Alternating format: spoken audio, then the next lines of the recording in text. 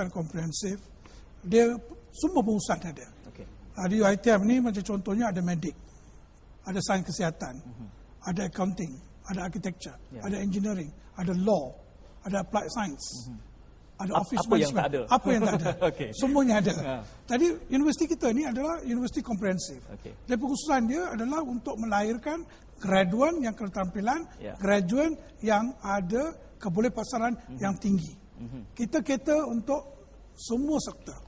Jadi pengkhususan dia tidaklah universiti ini khusus untuk medik, tidak. Dia semuanya. Ya. Saya suka bertanya soalan itu kerana UiTM adalah merupakan universiti terbesar di Malaysia dengan kapasiti dan cawangan-cawangannya. Memang jadi, terbesar. Pastilah sebagai Naib Chancellor dia punya kacamata dia juga mengambil kira berapa pelajar 200,000 barangkali akan mencecah 200,000 menjelang 2015. menjelang.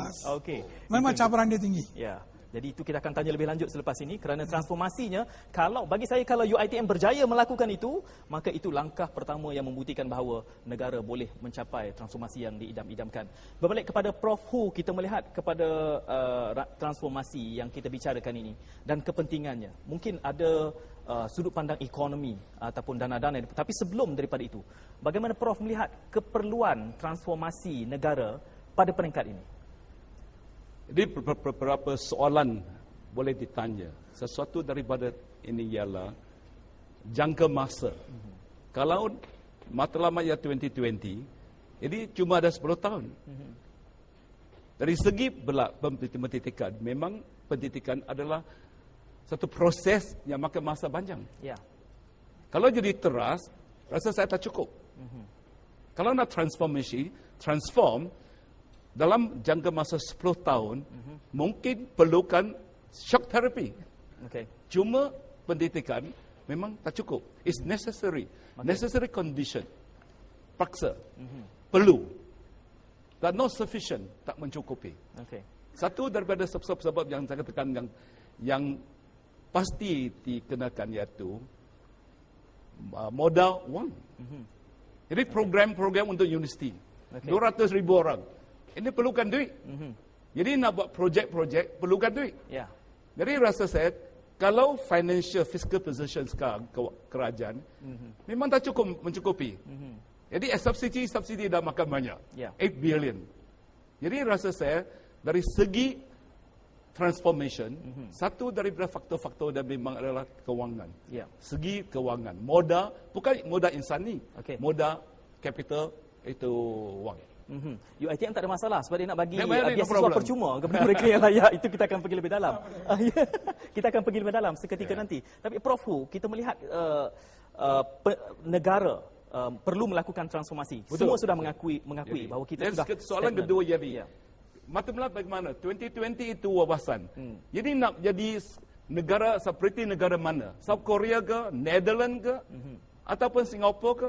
Jadi apa contohnya dan Malaysia dapat lonjak sampai sana? What is the destination? Okay.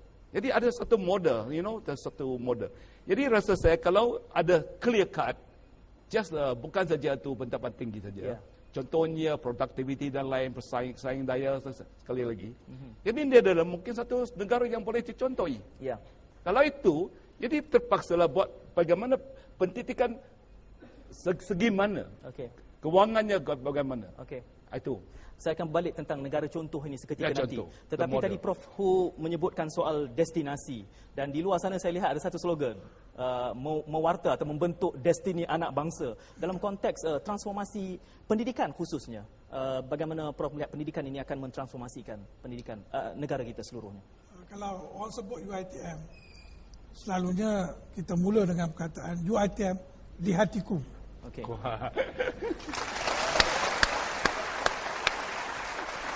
Jadi setiap pelajar di sini memang faham tentang konsep UiTM di hatiku.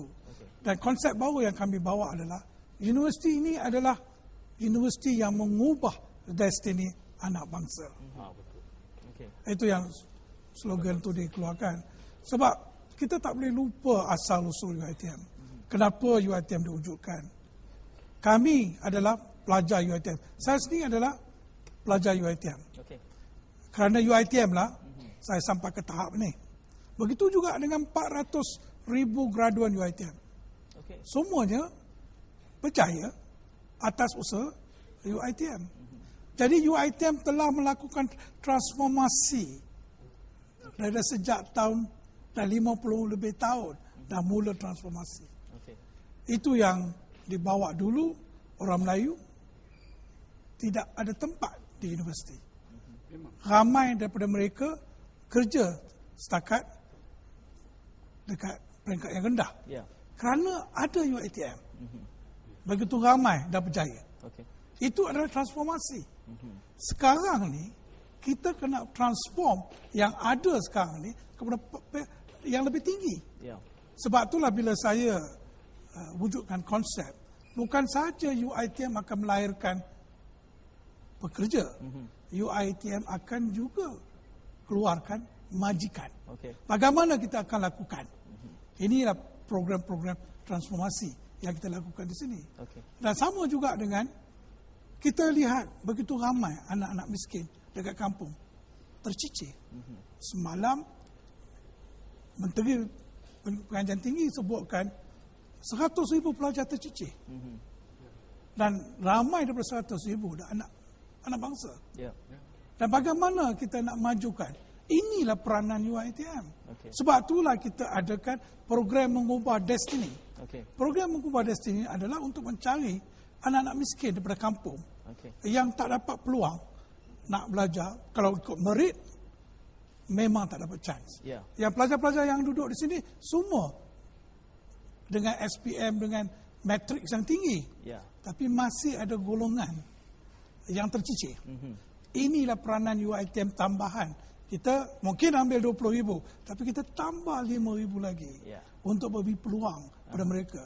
Dan tak kena keyuran, kita bantu mereka supaya kita buka peluang kedua untuk mereka, Ya. supaya mereka juga boleh berjaya. Kalau kita biarkan, mereka akan tercicir. Ya. Prof Datuk, yang paling menangkap perhatian baru-baru ini peluang pengajian percuma. Ya. Kepada penjawat awam yang mungkin Yalah, ya, tak berkemampuan. Sebab bila kita mulakan program mengubah destiny anak bangsa untuk lepasan SPM, ramai yang kerani, yang kerja kerani, yang office boy. Kalau kita lihat mereka, Ya. kalau mereka tidak diberi pendidikan, mereka tak akan maju.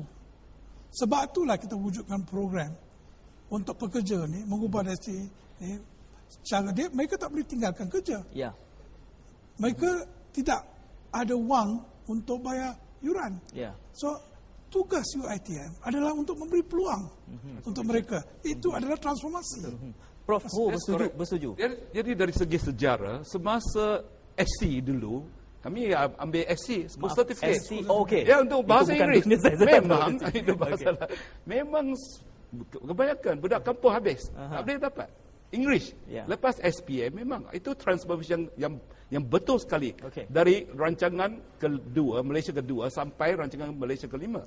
Lepas tu Dr. Mahathir katakan tak cukup. Ya. Mesti buatlah industri. Jadi ada IMP, Industrial Master Plan, lepas tu ada heavy industry. Lepas itu 80-an. Rancangan Malaysia kelima dan 6. Dan lepas tu 7 dan 8. Yang Ya. itu 7. Ya. Yang penting sekali masa dia duit banyak. Rancangan Malaysia tu 7 ada multimedia corridor. Itu era Malaysia baru. Boleh. Okey. Jadi rasa saya era itu Aha. mungkin wujudkan sekali lagi sekarang. Okey. Ya, nampaknya Prof Transformation, itu konsisten yang dengan penting. penekanan peri pentingnya dana dan kekuatan ekonomi untuk menjana Kekuatan transformasi ekonomi. negara. Mesti ada duit. Okey. Tak ada duit susah nak buat. Okey, jadi tak ada duit susah nak buat dan kita bercakap No di education. UiTM di hatiku. Kita akan berbincang dengan lebih panjang seketika nanti. Waktunya untuk kita berehat bagi pusingan yang pertama ini dan kita berhibur kembali bersama Combo Fakulti Muzik UiTM.